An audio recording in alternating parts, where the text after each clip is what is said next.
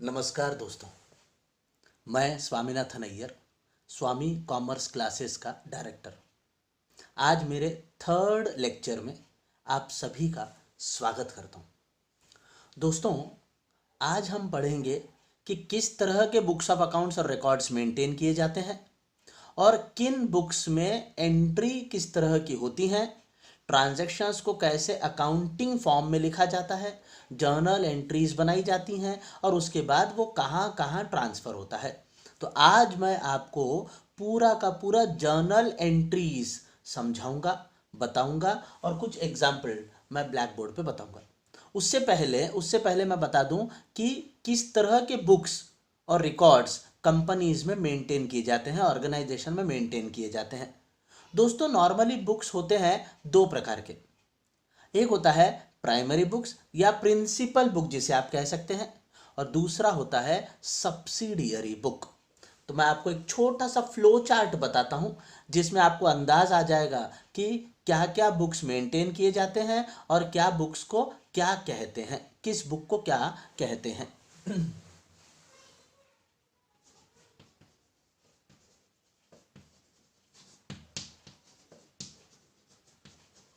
हम अगर एक हेडिंग दे दें कि यह है फाइनेंशियल बुक्स। फाइनेंशियल बुक्स दो हिस्सों में बंटता, एक है प्रिंसिपल बुक और दूसरा होता है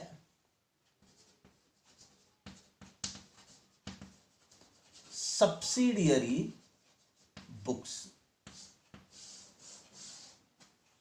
अब फाइनेंशियल बुक्स को दो हिस्सों में हमने बांट दिया, प्रिंसिपल बुक्स और subsidiary books.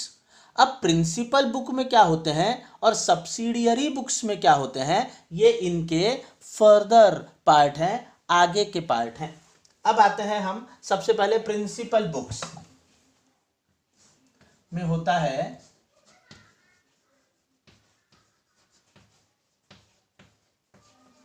Journal book,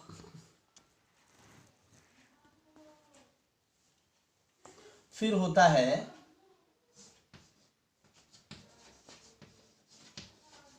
laser, फिर होता है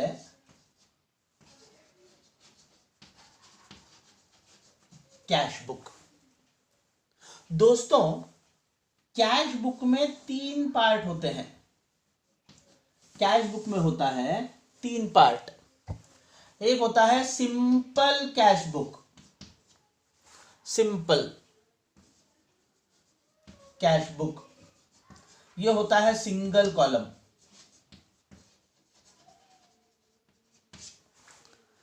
दूसरा होता है double column cash book, double column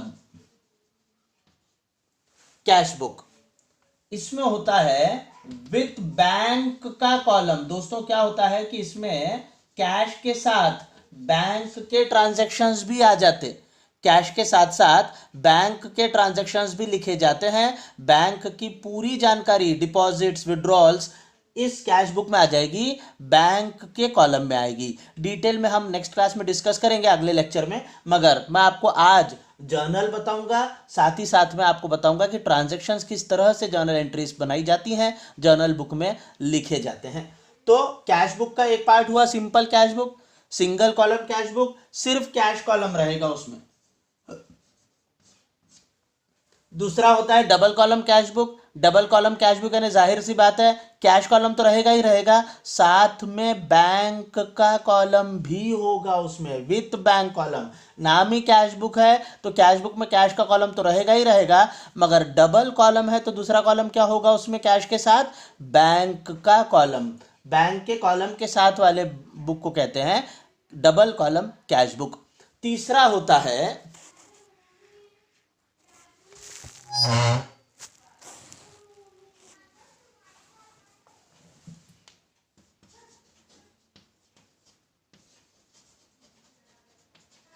three columns cash book. अब थ्री कॉलम्स कैश बुक में क्या क्या रहेगा तो यहां मैं बता दूं, विथ बैंक का कॉलम एक रहेगा एंड डिस्काउंट कॉलम, यानी कैश के साथ में बैंक का कॉलम होगा और साथ ही साथ डिस्काउंट का भी कॉलम होगा। डिस्काउंट अलाउड हो या रिसीव्ड हो, डिस्काउंट के कॉलम के साथ में ये कैश बुक बनता। फिर सुनिएगा, प्रिंसिपल बुक्स में 3 आते हैं, जर्नल बुक, लेजर और कैश बुक। जर्नल बुक तो एक अकेला बुक है, जर्नल बुक को आज हम डिस्कस करेंगे डिटेल में। लेजर उसके बाद की बात है, और तीसरा है कैश बुक। कैश बुक 3 तरह के होते हैं, simple cash book, double column cash book और 3 columns cash book. Simple cash book में सिंगल कॉलम होता है, सिर्फ कैश का column. Double column cash book में बैंक के कॉलम के साथ में कैश का कॉलम रहेगा, और 3 कॉलम्स में कैश के कॉलम में बैंक भी रहेगा और डिस्काउंट भी रहेगा। यानी ये 3 कैश बुक्स होते हैं जो आपको नॉर्मली बनाने बोल सकता है, पेपर में आता है 11th वगैरह में जब होते हैं। तो ये बेसिक हैं कैश बुक के, आपको टाइप्स मालूम होना चाहिए और कौन से टाइप में कितने कॉलम्स होते हैं और उन कॉलमों के नाम क्या है, ये हम डिस्कस कर रहे हैं आज कैश बुक में।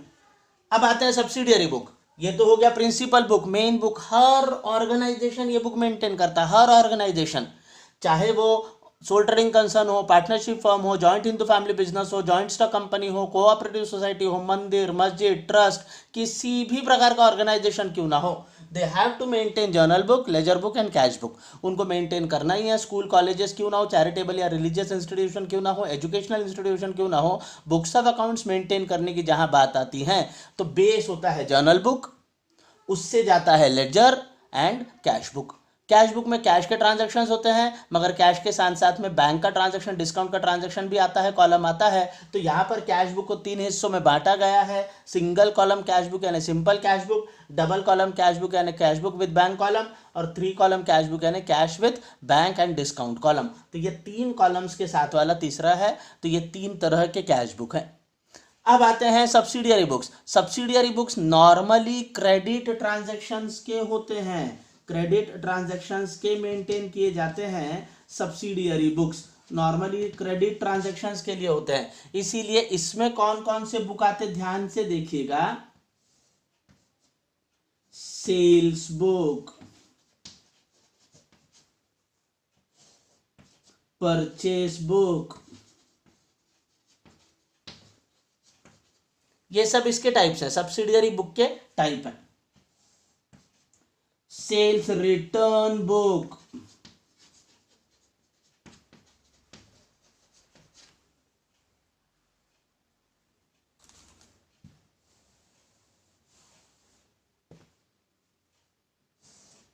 Purchase return book,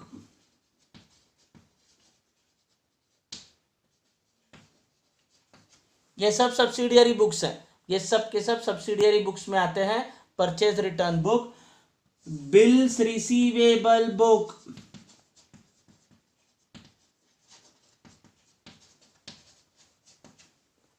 bills payable book,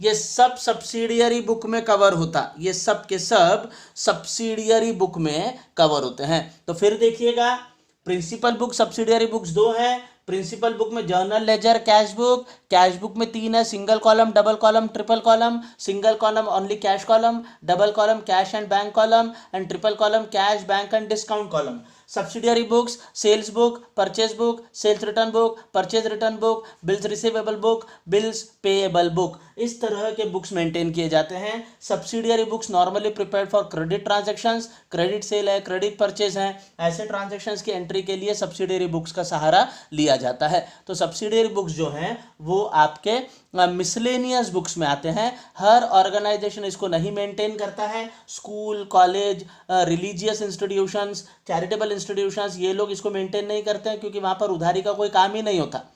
जो ऑर्गेनाइजेशन सेल परचेज ट्रांजैक्शन में एंगेज्ड है, जो ऑर्गेनाइजेशन ट्रेडिंग एक्टिविटीज करता है, चाहे वो सोल ट्रेडिंग कंसर्न हो या पार्टनरशिप फर्म हो या जॉइंट स्टॉक कंपनी हो या सोसाइटी हो, if that organisation is engaged in trading activities, वही ऑर्गेनाइजेशन सेल्स बुक मेंटेन करेगा, परचेस बुक मेंटेन करेगा, सारे दूसरे बुक्स मेंटेन करेगा। नॉर्मली ये 3 बुक्स मेन बुक्स में आते हैं, ये 3 बुक्स के आधार पर ही पूरा का पूरा बुक्स ऑफ अकाउंट्स और रिकॉर्ड्स मेंटेन होता है। तो ये बुक्स जर्नल बुक जो है वो मेन बुक है, यानी यूं समझ के चलिए सबसे पहले क्या, जैसे ही ट्रांजैक्शन आपके सामने आया तो सबसे पहले क्या, तो सबसे पहले मेंटेन किया जाता है जर्नल बुक। और जर्नल बुक में जो ट्रांजैक्शंस लिखी जाती हैं उसे कहते हैं जर्नल एंट्रीज। जर्नल एंट्रीज का मतलब हुआ कौन सा ट्रांजैक्शन, जर्नल एंट्रीज का मतलब है कौन सा ट्रांजैक्शन डेबिट होगा और क्या क्रेडिट होगा। ये जैसे हमने बेसिक 3 गोल्डन रूल्स के आधार पर अप्लाई करके बनाया था, उसको आज मैं लिखने का तरीका बताऊंगा। How to write, how to pass the entry in the journal book, how to maintain the journal book, यानी प्रेजेंटेशन कैसा होगा, उसका फॉर्मेट कैसा रहेगा, आपको किस तरह से जर्नल एंट्रीज पास करनी है। The first step is to pass the journal entry, then only transfer to ledger and cash book as the case में बी। जैसा ट्रांजेक्शन है वैसा ट्रांसफर होगा। And if the credit transactions are there, subsidiary book is also required to maintain, यानी आपको ये भी maintain करना पड़ेगा। तो सब्सिडियरी बुक का रोल तभी है जब वो ऑर्गेनाइजेशन ट्रेडिंग एक्टिविटीज में एंगेज्ड है और साथ ही साथ उधारी के काम भी करता है। ठीक है, तो आज मैं आपको पहले बताता हूं जर्नल बुक के पूरे डिटेल ट्रांजैक्शंस किस तरह से होते हैं, जर्नल बुक कैसे मेंटेन किए जाते हैं और जर्नल एंट्रीज किस तरह पास की जाती हैं।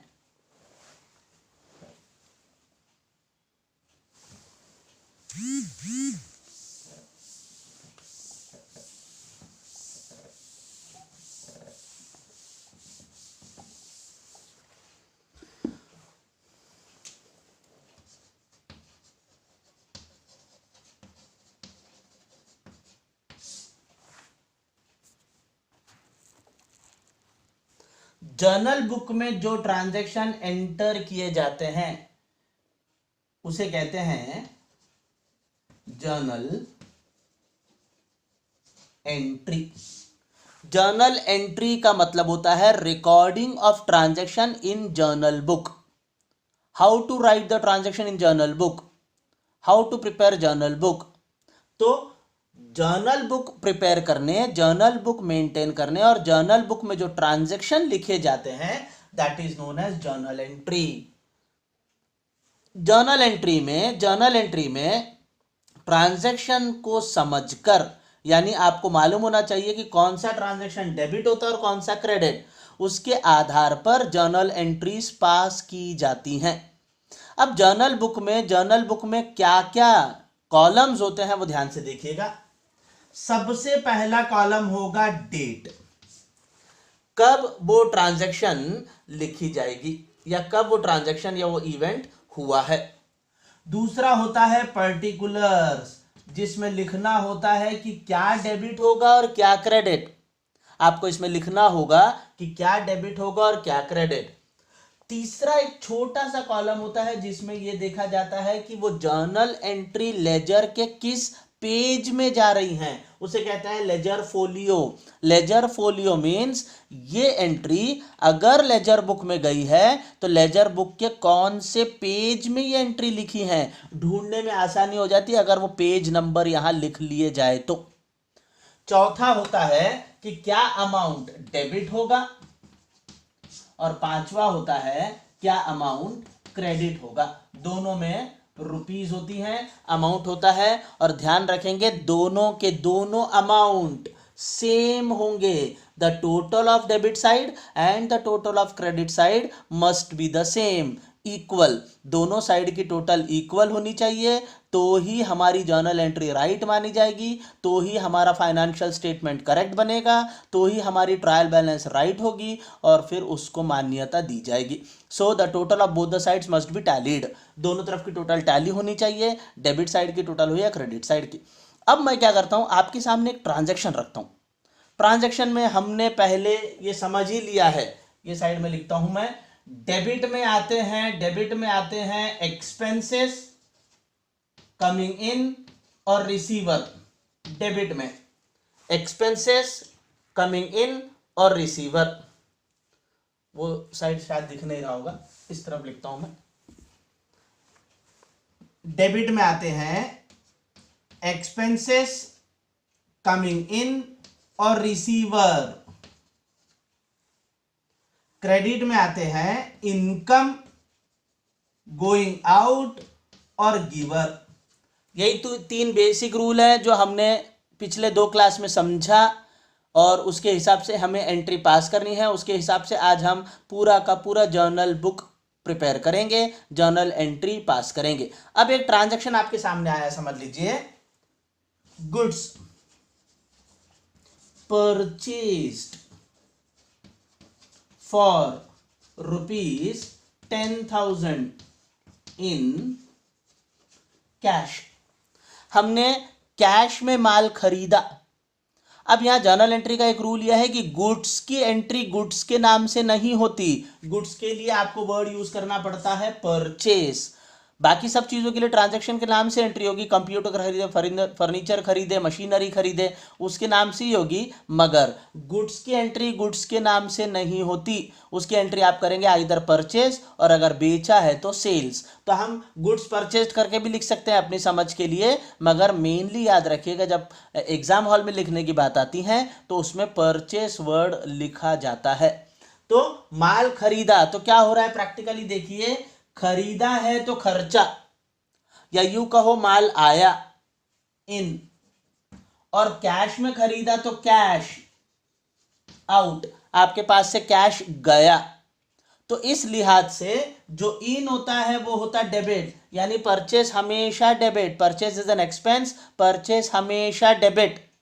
और कैश आपके पास से जा रही है तो कैश होगा क्रेडिट। तो ये तो समझ में आ गया कि क्या डेबिट होगा क्या क्रेडिट होगा। अब आपको यह समझना जरूरी है कि इसको हम जर्नल एंट्री फॉर्मेट में लिखेंगे कैसे। तो सबसे पहली बात तो समझ के चलिए, अगर डेट है 1 अप्रैल 2020, एक एग्जांपल, 1 अप्रैल 2020 का अगर ये ट्रांजैक्शन है तो 1 अप्रैल 2020 को एंट्री ये वाली जब जर्नल बुक में लिखी जाएगी तो किस तरह लिखी जाएगी, यहां ध्यान से देखिएगा। परचेज को करना है डेबिट, कैश को करना है क्रेडिट। तो परचेज डेबिट होगा, कैश क्रेडिट होगा, तो जर्नल एंट्री फॉर्म में वो कैसे दिखेगा। सबसे पहले बात तो यहां आ जाएगी 1 अप्रैल 2020। डेट को लेकर कोई प्रॉब्लम नहीं। परचेज हो रहा है डेबिट तो दिखेगा परचेज अकाउंट, ऐसा थोड़ा डॉट देकर दूर तक। डेबिट का शॉर्ट फॉर्म लिखा जाता है DR, जैसे डॉक्टर लिखते, बस वही डॉक्टर डेबिट के लिए यूज होता। डॉक्टर का जो साइन है, डॉक्टर का जो एब्रीविएशन है, वो यूज होता है डेबिट के लिए। तो आपको पूरा डेबिट DEBIT लिखने की जरूरत नहीं, you can write it in abbreviation form DR। तो जो चीज डेबिट हो रही है उसको लिखेंगे इस तरह से, परचेज अकाउंट, थोड़े दूरी पर लिखेंगे डेबिटेड। अब क्रेडिट के लिए CR लिखने की जरूरत नहीं है। क्रेडिट के लिए क्या वर्ड यूज होता है, ध्यान से देखिएगा, टू। आप लिखेंगे टू करके, टू कैश अकाउंट।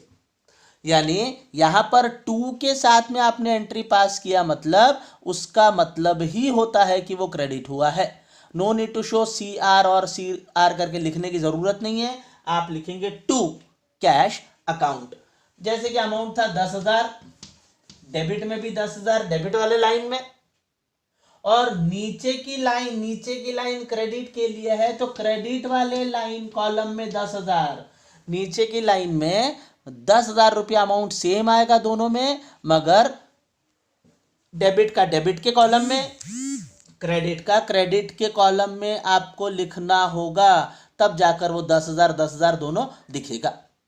इसी के साथ आपको नरेशन के रूप में ब्रैकेट में लिखना पड़ेगा कि क्यों ये एंट्री पास किया। You have to show the reason, you have to write the reason for passing this entry. तो रीजन क्या था, हमने माल खरीदा, बीइंग से शुरू करेंगे हर narration, being goods purchased in cash, for cash वगैरह लिखने की ज़रूरत नहीं। एंट्री में कैश दिया है मतलब ही हमने कैश में खरीदा, तो आपको नरेशन में उतना डिटेल नहीं लिखना है, बस क्यों ये एंट्री पास हुआ है वो लिखना है। और ये एंट्री पास होने की एक ही वजह है कि हमने माल खरीदा। और अभी मैंने बताया गुड्स के लिए परचेस और बेचते हैं तो सेल्स वर्ड यूज़ किया जाता है, गुड्स को गुड्स के नाम से नहीं लिखेंगे। मगर दूसरे जितने एसेट्स हैं, कंप्यूटर खरीदा, फर्नीचर खरीदा, मशीनरी खरीदा, उनके अपने नाम से आएंगे, बिकॉज वो ट्रेडिंग एक्टिविटीज वाले, गुड्स का मतलब ही होता है ट्रेडिंग एक्टिविटीज वाले आइटम। रोज का खरीदना, रोज का बेचना वाला आइटम जो है वो गुड्स है। मगर फर्नीचर, मशीनरी, ये सब चीज़ें हम ना रोज खरीदते हैं ना रोज बेचते हैं। ऐसे में ऐसे ट्रांजैक्शन को असेट कहते हैं, and asset must be reflected in its name itself, यानी उसके अपने नाम से ही आएगा, आपके गुड्स या परचेज के नाम से नहीं लिखेंगे। अब आता हूं मैं सेकेंड ट्रांजैक्शन, थोड़ा सा चेंज कर देता हूं। कैश डिपॉजिटेड इनटू देना बैंक ₹5,000। कैश बैंक में जमा हुआ है 5,000 रुपया। अब कैश बैंक में जमा हुआ है तो अगर आप बैंक को पार्टी माने, पर्सन माने, पर्सनल अकाउंट का रूल अप्लाई करें तो रिसीवर है बैंक। बैंक कौन है? आपसे पैसा रिसीव कर रहा है, बैंक हुआ रिसीवर। और आपके पास से कैश गया, आपके लिए कैश इज गोइंग आउट। फिर सुनिए, when you are depositing certain cash into the bank means bank is the receiver and cash is going out। जो रिसीवर होता है वो होता है डेबिट। जो रिसीवर होता है, बैंक हो तो बैंक, पार्टी हो तो पार्टी, जो रिसीवर होता है वो होता है डेबिट। और जो कैश बाहर गई है हमारी, जो कैश बाहर गई है वो होगी क्रेडिट। यानी मैं फिर बता दूं, एक पर्सनल अकाउंट का रूल अप्लाई हो रहा है रिसीवर के हिसाब से, एक रियल अकाउंट का रूल अप्लाई हो रहा है गोइंग आउट के हिसाब से। मैंने पहले लेक्चर में ही कहा था, सारे एंट्रीज एक दूसरे के साथ आते हैं, एक का डेबिट एक का ही क्रेडिट होगा ऐसा नहीं है, किसी का भी डेबिट किसी के भी क्रेडिट के साथ आ सकता है। तो यहां पर देना बैंक द रिसीवर, तो रिसीवर होगा डेबिट पर्सनल अकाउंटिंग रूल के हिसाब से। And cash deposited means cash is going out, and out मतलब क्रेडिट रियल अकाउंट के हिसाब से। तो ये दोनों को मिलाकर हमारी एक एंट्री बनी है। तो ये जो एंट्री बनी है वो जर्नल बुक में, जर्नल एंट्री फॉर्म में कैसे दिखेगी फिर देखिए। मैं यहां फिर से डेट लिख देता हूं, समझ के चलिए। 3 अप्रैल, 3 अप्रैल का अगर ये ट्रांजैक्शन है, बैंक रिसीवर है, बैंक होगा डेबिट, कैश बाहर जा रहा है, कैश होगा क्रेडिट, और तारीख है 3 अप्रैल। तो ये जर्नल एंट्री फॉर्म में कैसे दिखेगा देखिए। तारीख 3 अप्रैल 2020, bank receiver, debit the receiver, देना बैंक है तो देना बैंक अकाउंट डेबिटेड, लिखा जाता है डीआर, बोला जाता है debited. Dena bank account debited, Dena bank will be debited because it is the receiver to cash account 5,000। Again I repeat, bank is the receiver, as per the personal accounting rule, debit the receiver, dena bank account debited, cash is going out, as per real accounting rule, cash will be credited to cash account, narration being cash deposited. Simple narration में आपको बहुत लंबी कहानी लिखना ही नहीं है कि इतने बजे जमा किया तो पेन स्लिप भरा, तो ये इतना डिटेल में लिखना ही नहीं है। कैश जमा किया, एक सिंगल लाइन, उससे ज्यादा कुछ लिखना ही नहीं है उसमें। फिर सुनिए, बहुत इजी है, आपको एक बार ये मालूम हो गया कि डेबिट क्या होगा क्रेडिट क्या होगा, तो आप इजीली जर्नल एंट्री पास कर सकते हैं। जो चीज डेबिट होगी उसके सामने लिखेंगे डीआर, जो चीज क्रेडिट होगी उसके सामने लिखेंगे टू, टीओ। तो ऐसे में डेबिट वाला और क्रेडिट वाला समझ जाता, डीआर लिखते हैं मगर बोलते हैं डेबिटेड, और टू कैश अकाउंट जो है वो क्रेडिट हुआ। और नरेशन यानी कि कारण आपको लिखना होगा कि हमने कैश जमा किया है, बीइंग कैश डिपॉजिटेड। ठीक है, ट्रांजैक्शन देखिए मैं चेंज करते जा रहा हूं मगर रूल वही है, वही तीन रूल, वही तीन गोल्डन रूल्स के आधार पर मैं एंट्रीज कर रहा हूं पूरी, वही रियल, वही नॉमिनल, वही पर्सनल, वही expenses, income, comes in going out, और लास्ट रिसीवर गिवर। इसके अलावा कुछ है ही नहीं। आप ट्रांजैक्शन कितने भी चेंज करते जाओ, कितना भी नेचर लेकर आओ, कैसा भी किसी भी प्रकार का ट्रांजैक्शन क्यों ना हो, जब जर्नल बुक में लिखने की बात आती वो तीन रूल के आधार पर इस तरह की एंट्रीज पास की जाती हैं। ये है इसका स्ट्रक्चर। पहला column date of transaction, nature of transaction, ledger folio, अभी तो समझने के लिए है तो मैंने डैश लिख दिया, अमाउंट। दोनों अमाउंट सेम होने चाहिए। The total of debit side and the total of credit side must be the same. दोनों साइड की टोटल सेम टू सेम होनी चाहिए। आखिरी में भी जब हम डेबिट और क्रेडिट की टोटल करेंगे सेम होनी चाहिए। अब मैं इसमें थोड़ा एक दो चीजें और जोड़ देता हूं।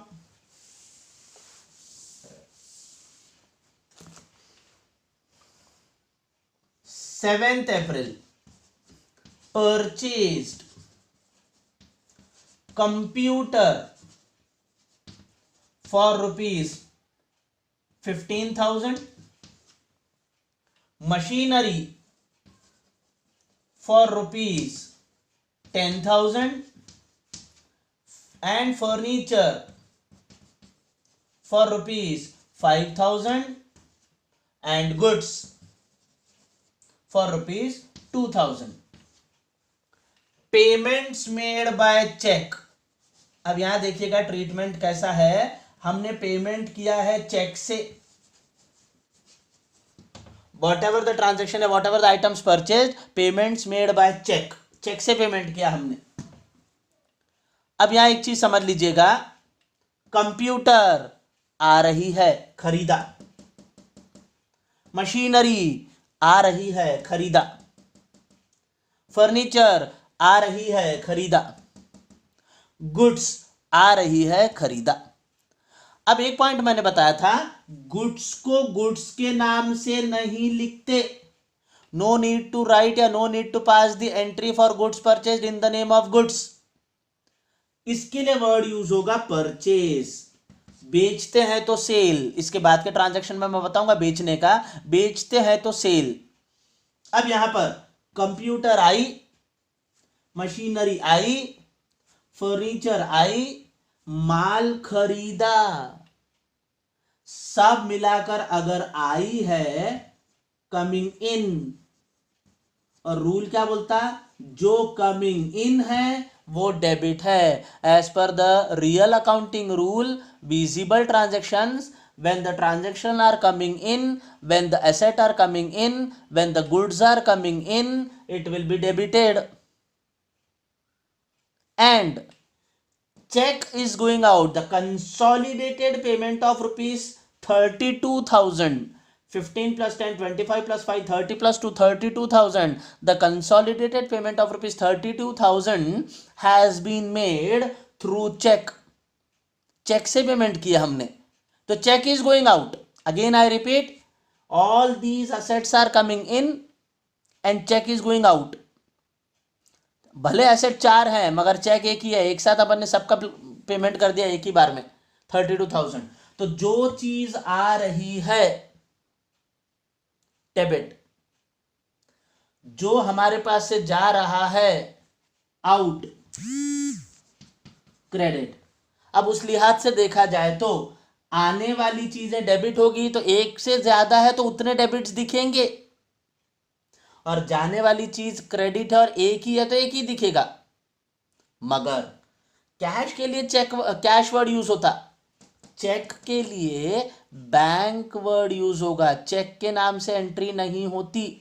आपने सामने वालों को चेक दिया मगर उस चेक के बदले में कैश कौन देगा या पैसा कौन देगा आपके बिहाफ में, आपका बैंक। वैसे देखा जाए तो आपके पास से भले चेक गया है, but the bank, your bank is the giver. इनको पैसा कौन देगा 32,000 रुपए? आपका बैंक। आपका बैंक जो है पेमेंट क्लियर करेगा ये वाला, जब वो चेक जमा करेंगे बैंक में। यानी बैंक हुआ गिवर, तो बैंक गिवर होने की वजह से चेक के नाम से एंट्री नहीं होगी। चेक का जो कर्ता धर्ता है या गिवर है देना बैंक, वो आपका पेमेंट करेगा। तो बैंक हुआ गिवर, और गिवर भी क्रेडिट ही होता है। तो जब हम एंट्री करेंगे कैश हो तो कैश के नाम से, मगर चेक आया तो भी और गया तो भी बैंक के नाम से ही एंट्री होगी, क्योंकि वो चेक का पैसा चेक से नहीं मिलता, बैंक में जमा करने से मिलता है। चाहे वो बेयरर हो, क्रॉस्ड हो, किसी भी प्रकार का चेक हो, बैंक से पेमेंट होता। ठीक है, इसकी एंट्री कैसे होगी देखिएगा।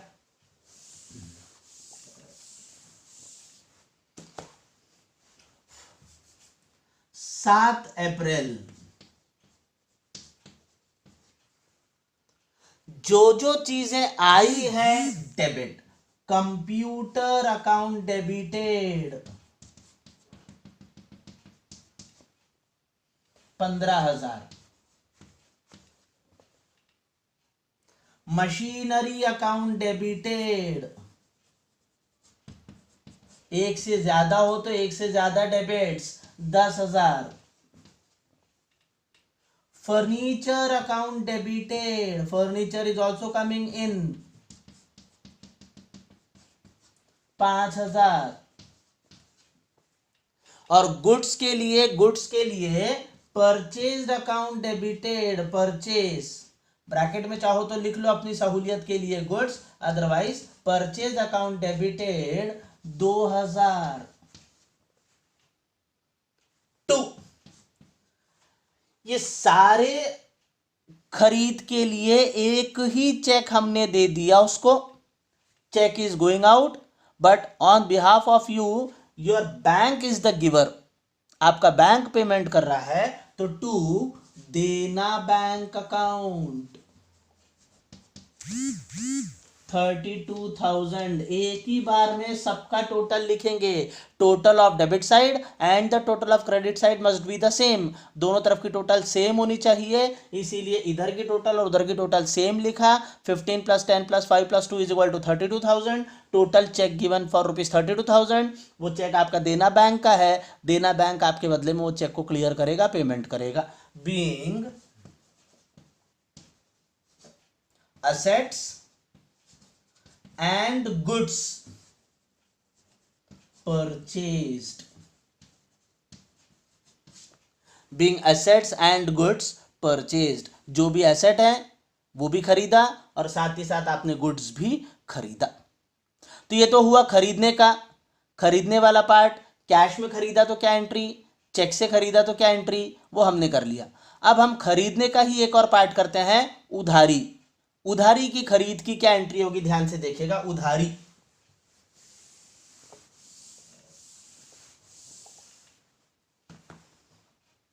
ट्रांजैक्शन है, समझ के चलिए। 10 अप्रैल, goods purchased on credit from AB limited for ₹10,000। उधारी में आपने माल खरीदा है, उधारी में माल खरीदा तो फिर मैं बता दूं, गुड्स उधारी में खरीदो या नकदी में खरीदो, again I repeat, goods whether purchased on credit or on cash, it is an expense. Purchase यानी ही एक्सपेंस है, आपके पास से पैसा जाएगा, अभी नहीं गया बाद में जाएगा। उधारी तो भी क्या, आपको पेमेंट तो करना है, फ्री में थोड़ी देगा वो AB लिमिटेड कि ले जा भैया, ऐसा नहीं होता। आपको फ्यूचर में कभी भी पेमेंट तो करनी पड़ेगी। ऐसे में गुड्स अगर खरीदा है, चाहे कैश में या क्रेडिट में, परचेज के नाम से एंट्री होगी और वो हमेशा डेबिट होगा। पिछले ट्रांजैक्शंस में भी आप देखिए, goods purchase debit, computer purchase debit, machinery purchase debit, whatever may be the nature of transaction or asset purchased, purchase will always be debited.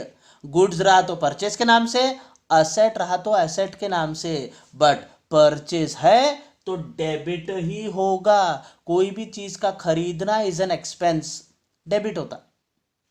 अब परचेज अगर डेबिट होगा तो क्रेडिट होना चाहिए कैश, अगर पेमेंट कर दिए तो. मगर यहां पेमेंट ही नहीं किए ना, हमने खरीदा उधारी में, तो बात आ गई पार्टी की. तो ये वो पार्टी है जिसने आपको उधारी दिया, ये वो पार्टी है जो आपको उधारी दे रही है. तो ये पार्टी हुई गिवर. जो देता है वो होता है गिवर. अब अगर ये गिवर है तो क्या होगा? गिवर है तो क्रेडिट होगा. क्रेडिट ऑल मतलब credit the giver. Personal accounting का rule, debit the receiver, credit the giver. तो आपको अगर ये उधारी दे रहा है तो AB लिमिटेड हुआ गिवर और गिवर हुआ तो क्रेडिट. अब यह एंट्री क्या बनेगी? परचेस होगी डेबिट, क्योंकि परचेस किसी भी गुड्स का हो, कैश में हो या क्रेडिट में हो. और गिवर है AB लिमिटेड. AB लिमिटेड आपको उधारी दे रहा है तो AB लिमिटेड होगा क्रेडिट. मगर अब एंट्री फॉर्म में इसको लिखेंगे तो फिर वही, ऐसे तो डेबिट और क्रेडिट नहीं लिख सकते. आपको इसको प्रॉपरली जो उसका रूल है, उसका जो प्रोफार्मा है, उस फॉर्म में लिखना पड़ेगा. तो फिर वही बात, जर्नल एंट्रीज दिखेगी कैसे? देखिए,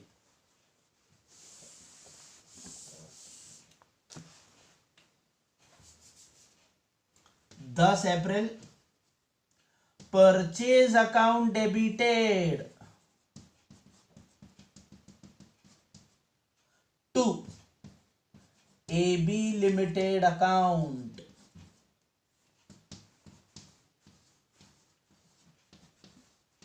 डेबिट का डेबिट में, क्रेडिट का क्रेडिट में. Being goods purchased on credit.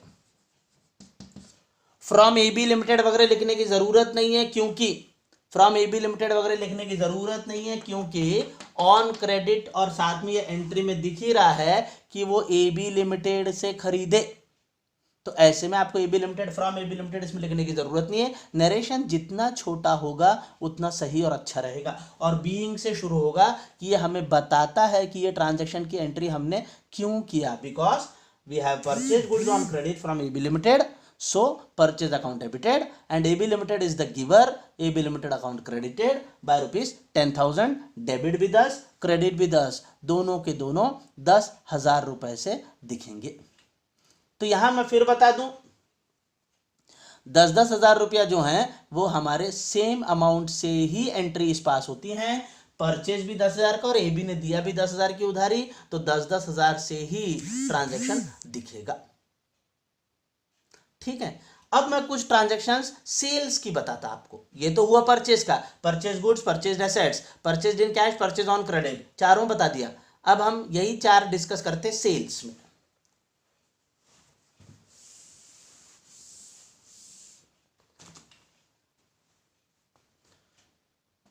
15 April, goods sold on cash ₹7,000.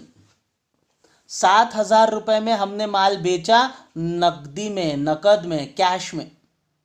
अब यहां क्या होगा? बेचोगे तो कैश इज कमिंग इन. जब माल बेचोगे आप, आपके पास पैसा आएगा, तब जो इन होती है वो होती है डेबिट. और आपके पास से गुड्स जा रहा है, गुड्स गोइंग आउट. मगर अभी मैंने बताया गुड्स के नाम से एंट्री नहीं करते. गुड्स ना परचेस में लिखेंगे ना सेल्स में. गुड्स के लिए वर्ड यूज होगा खरीदा तो परचेस, बेचा तो सेल्स.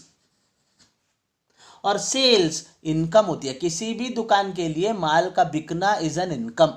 जितना माल वो ज्यादा से ज्यादा बेचेगा उतना वो कमाएगा, उतनी उसकी इनकम होगी. तो माल का बेचना जो है वो इनकम होता है. और इनकम नॉमिनल अकाउंटिंग रूल के मुताबिक क्रेडिट होता है। Debit all expenses, credit all incomes.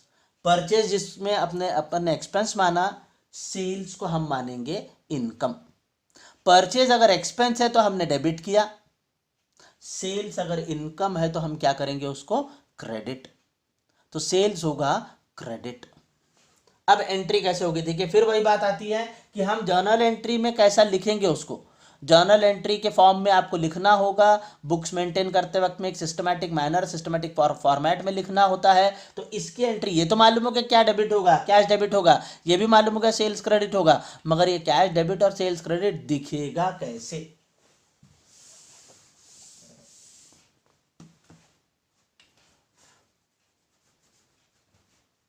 15 अप्रैल, कैश अकाउंट डेबिटेड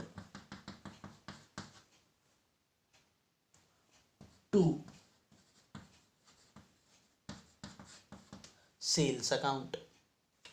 अमाउंट वही रहेगी 7,000 दोनों तरफ। Narration being goods sold. अभी मैंने बताया माल बेचते हैं कैश में तो कैश आएगी, जो चीज आती है वो डेबिट होती, कैश को हमने किया डेबिट। माल जब जाएगा आपके पास से तो सेल्स हुआ क्रेडिट। मगर यही सेल समझ के चलिए उधारी में होती, ट्रांजैक्शन इस तरह होता, goods sold on credit to Rahul limited, amount वगैरह सेम ₹7,000। तो यहां पर क्या हो गया, ये तो वही है गुड्स गोइंग आउट यानी इनकम, सेल्स यानी क्रेडिट, इसमें कोई नया पॉइंट नहीं है। इनकम है तो सेल्स है और सेल्स है तो क्रेडिट है। मगर यहां कैश आई नहीं, कैश हमारे पास आई नहीं, हमने उसको उधारी दिया। कौन है उधार लेने वाला व्यक्ति, राहुल लिमिटेड। उधार किसने लिया, राहुल ने। तो राहुल लिमिटेड हुआ रिसीवर, राहुल लिमिटेड हुआ रिसीवर। और जो रिसीवर होता है वो डेबिट होता है एज पर पर्सनल अकाउंटिंग रूल। तो यहां पर सेल्स तो क्रेडिट ही होगा। सेल्स को लेके देखिए मैं हमेशा से बात कहा है, परचेज हमेशा डेबिट, चाहे वो कैश में हो या क्रेडिट में, because it is an expense. Sales हमेशा क्रेडिट, चाहे वो कैश में हो या क्रेडिट में, because it is an income. तो सेल्स कैश में भी था तो क्रेडिट किया, सेल्स उधारी में रहेगा तो क्रेडिट करेंगे। मगर डेबिट में कैश रहा तो आई, इसलिए अपन ने कैश को डेबिट किया। उधारी में हमारे पास आई नहीं कैश, राहुल लिमिटेड ने हमसे उधारी लिया, राहुल लिमिटेड हुआ रिसीवर, और रिसीवर हुआ तो डेबिट होगा। तो यहां चेंज क्या होगा, ध्यान से देखिए, कैश की जगह यहां हो जाएगा Rahul limited account. Rahul limited account debited 7,000 to sales account 7,000। तो इस तरह से एंट्रीज करनी होती है। अब यहां पर सेल्स गुड्स की जगह वर्ड यूज करता मैं, गुड्स की जगह समझ के चलिए, गुड्स की जगह मैं वर्ड यूज करता हूं computer sold on credit. Computer sold on credit to Rahul limited 7,000। यहां पर सब कुछ वैसे ही है, सिर्फ मैंने गुड्स को हटाकर कंप्यूटर कर दिया, गुड्स को हटाकर कंप्यूटर कर दिया मैंने। गुड्स के लिए सेल्स वर्ड यूज होता, कंप्यूटर भी जा रहा है, कंप्यूटर भी क्रेडिट होगा, मगर कंप्यूटर के अपने नाम से। Except goods whatever the assets purchased or sale, that transaction या that asset will be reflected in the journal entry. वो एसेट का नाम दिखेगा उस जर्नल एंट्री में। तो ऐसे में सेल्स की जगह बाकी सब एंट्री वैसे ही रहने वाली, वही ऑन क्रेडिट तो राहुल लिमिटेड रिसीवर और Rahul limited account debited to computer account. तो यहां पर बीइंग गुड सोल्ड की जगह बीइंग कंप्यूटर सोल्ड। इस तरह से आपको एंट्रीज करनी है। अब यही आपको है ना हर प्रॉब्लम में क्या करना है, हर प्रॉब्लम में या हर ट्रांजैक्शन में क्या करना है, आपको केवल ट्रांजैक्शन को समझना है। खर्चा खर्चा किसी भी प्रकार का हो, कैश या नॉन कैश, खर्चा खर्चा होता है। एक एग्जांपल और देता हूं मैं। राहुल लिमिटेड से 7,000 लेना है, अपन ने इसको कंप्यूटर बेचा। राहुल लिमिटेड को हमने उधारी में माल बेचा है, राहुल लिमिटेड डेबिट हुआ है, मतलब वो पार्टी है जो डेटर है और हमें उससे पैसा लेना है। मगर राहुल लिमिटेड जब 7,000 रुपया देगा, तब एक एक पॉइंट उसमें मैं जोड़ देता हूं ताकि आपको एक पॉइंट और समझने में इजी हो जाए। Rahul limited paid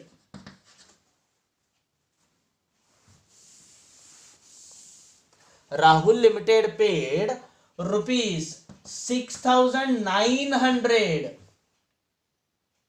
after discount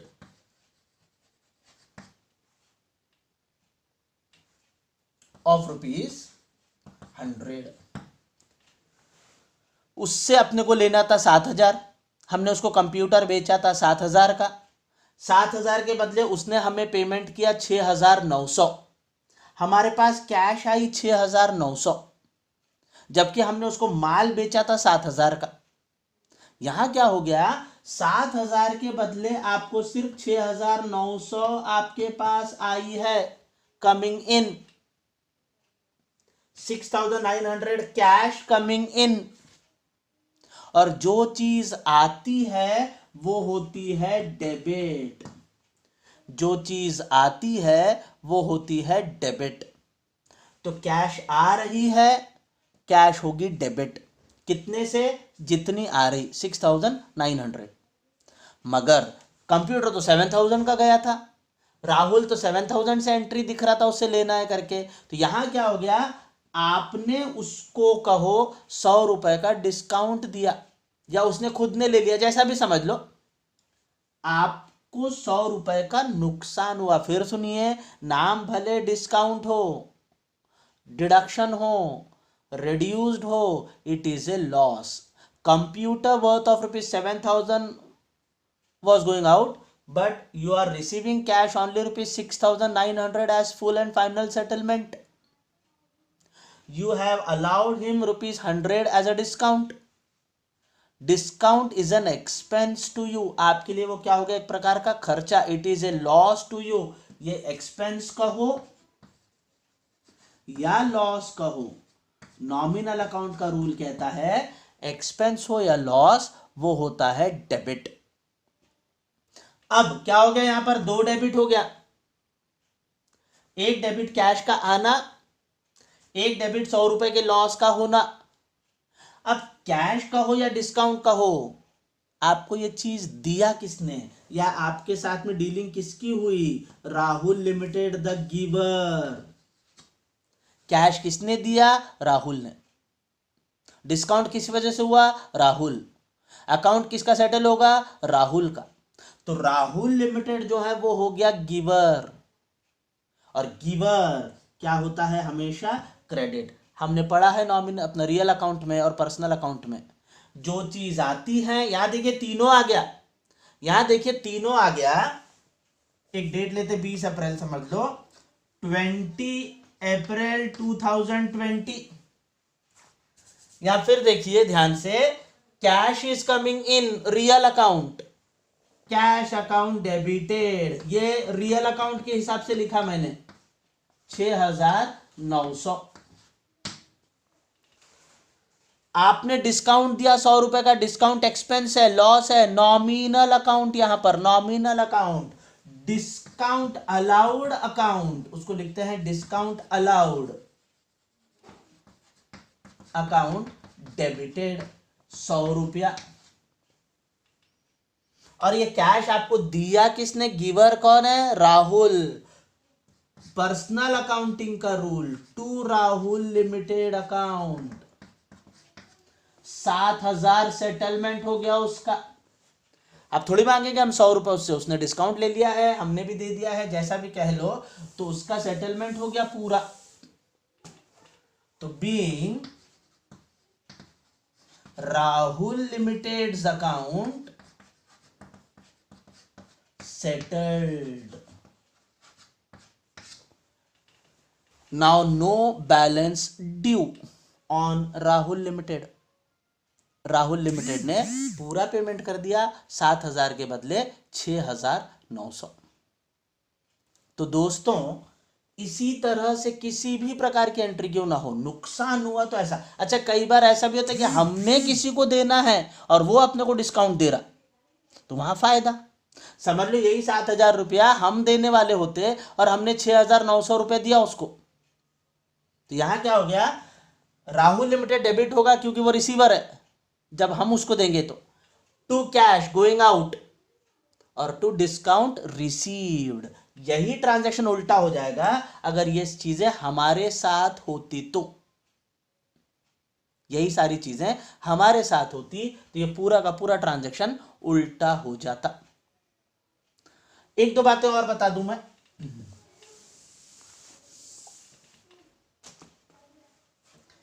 cash due for personal use ₹250, 250 रुपया आपने पर्सनल यूज के लिए पैसा अपने अपने ऑफिस से कहो या दुकान से कहो निकाला, आपका अपना दुकान और आपने पर्सनल खर्च के लिए निकाला। यहां याद रखेंगे पर्सनल यूज यानी ही पर्सनल एक्सपेंस, पर्सनल यूज कहो पर्सनल एक्सपेंस कहो एक ही बात है। और एक्सपेंस पर्सनल हो या official, again I repeat, expenses personal हो या ऑफिशियल, एक्सपेंस की एकमात्र जगह है डेबिट। एक्सपेंसेस यानी डेबिट, ऑल एक्सपेंसेस, ऑल में सब आ गया, ऑफिशियल पर्सनल कमर्शियल हर प्रकार के खर्चे आ गए। बट जहां पर्सनल आता है उसके लिए वर्ड यूज होता है ड्रॉइंग्स।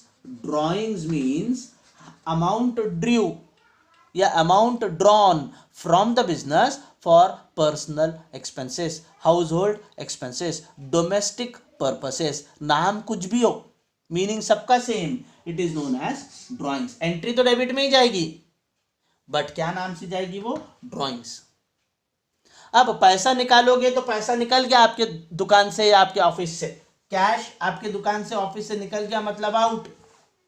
हम दुकान की जर्नल एंट्रीज पास कर रहे हैं, आपकी पर्सनल नहीं, दुकान के एंगल से आपकी दुकान से पैसा निकल गया, आउट यानी क्रेडिट। तो यहां पर जर्नल एंट्री बनेगी drawings account debited to cash account, debit भी 250 क्रेडिट भी 250। नरेशन, नरेशन उसी तरह जैसा मैंने पहले ही बताया था उसी तरह का narration, being cash due for personal use. Narration जो होता है वो हमें कारण बताता है कि आपने किस वजह से या किस लिए वो जर्नल एंट्री पास किया।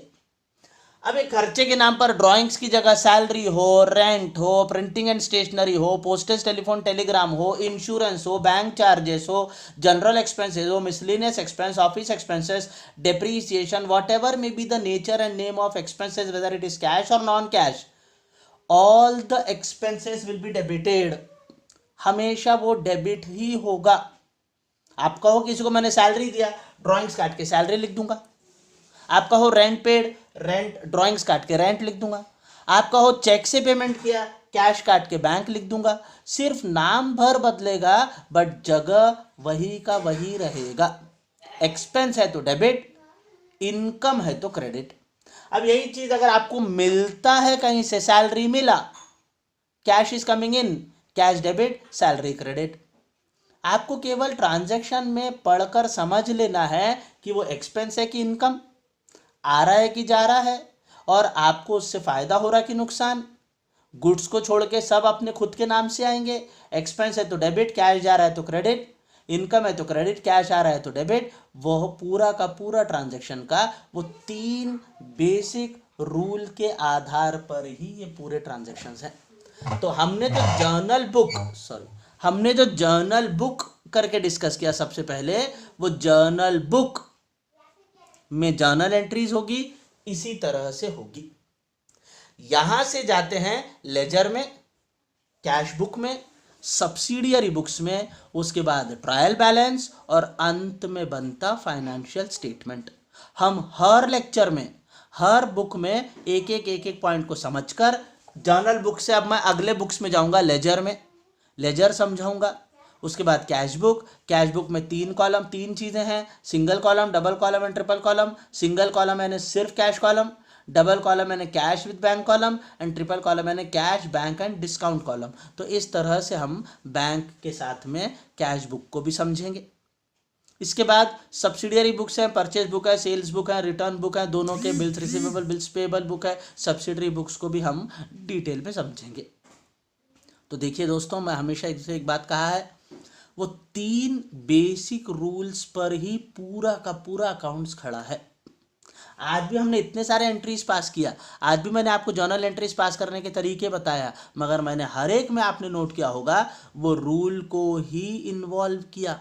मैंने आपको बोला कमिंग इन डेबिट होगा, बताया आपको, गोइंग आउट क्रेडिट होगा, एक्सपेंस है डेबिट होगा, इनकम है क्रेडिट होगा, रिसीवर है पार्टी डेबिट होगा, गिवर है पार्टी क्रेडिट होगा। तो मैंने वो रूल के बाहर कुछ भी नहीं यूज किया।